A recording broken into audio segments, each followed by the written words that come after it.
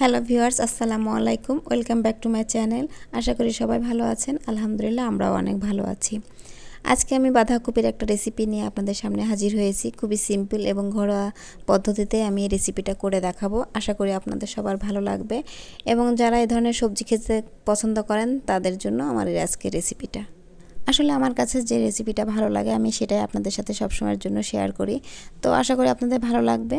তো চলুন তাহলে দেখা যাক। আর এই জন্য আমি আজকে নিয়েছি এখানে মসুরের ডাউল আর বাঁধাকপির মাঝখানের যে ভিতরের অংশটা, সেটা বাইরের অংশটা কিন্তু আমি নিইনি, একদম ভিতরের অংশটা নিয়েছি।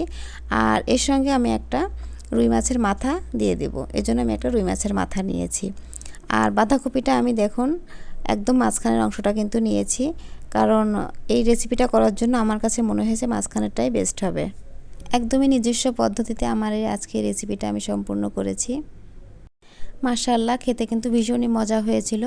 তো আপনারা অবশ্যই ট্রাই করবেন, ভালো লাগলে। তাহলে চলুন শুরু করা যাক।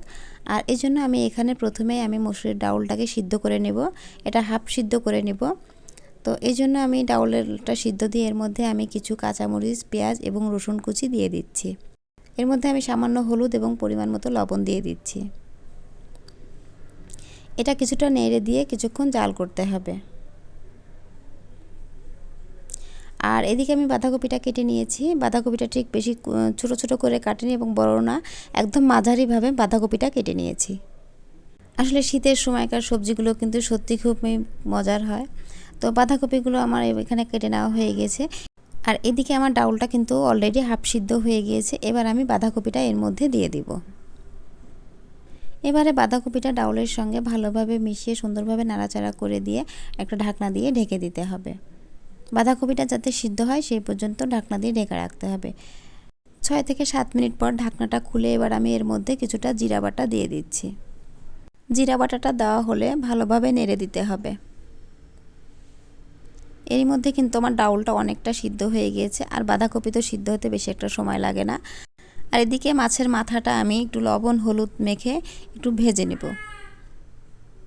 কারণ মাছের মাথাটা অনেক বড় ছিল, আমি কাটতে পারিনি, যার কারণে আমি প্রথমে ভেজে নিচ্ছি।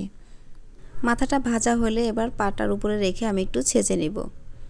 এতে করে কিন্তু খুবই সুবিধা হয়, মাছের মাথা কাটার কষ্টটা থেকে রেহাই পাওয়া যায়।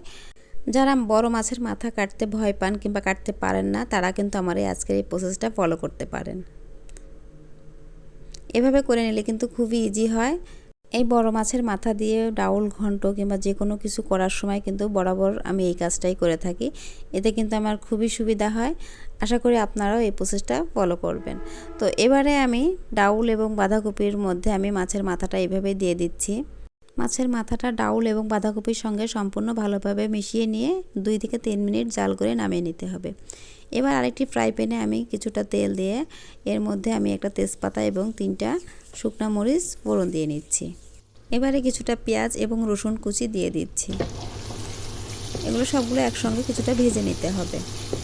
এটা একদম ব্রাউন করে ভেজে নেব, যেহেতু ফোড়ন দেব এজন্য ব্রাউন করে ভেজে নিতে হবে। এবং এর মধ্যে আমি সামান্য পরিমাণ জিরা দিয়ে দিচ্ছি। এবার আমার দেখুন ভাজাটা হয়ে গেছে। এবারে আমি বাঁধাকপি ডাউল এবং মাথার যে সিদ্ধ করে রেখেছিলাম সেটা দিয়ে দিচ্ছি।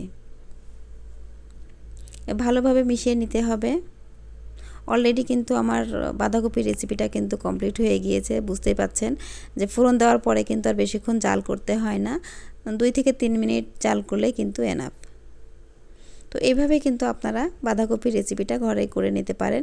এটা কিন্তু খুবই মজার এবং হেলদি একটা খাবার। তো সবসময় কিন্তু একই রকম খাবার ভালো লাগে না, একটু অন্যরকম খাবারও খেতে ইচ্ছা হয়। তো আপনারা যদি ইচ্ছা হয় তাহলে এইভাবে ঘরে বসেই বানিয়ে নিতে পারেন।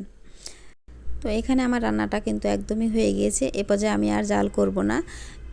তো দেখতেই পাচ্ছেন খুবই সুন্দর একটা খাবার। তো যারা এই ধরনের সবজি খেতে পছন্দ করেন তারা কিন্তু এরকমভাবে রেসিপিটা করে নিতে পারেন। ধন্যবাদ সবাইকে আজকের এই রেসিপিটা দেখার জন্য। দেখা হবে নেক্সট কোনো ভিডিওতে। সেই পর্যন্ত সবাই ভালো থাকবেন, সুস্থ থাকবেন। আল্লাহ হাফেজ।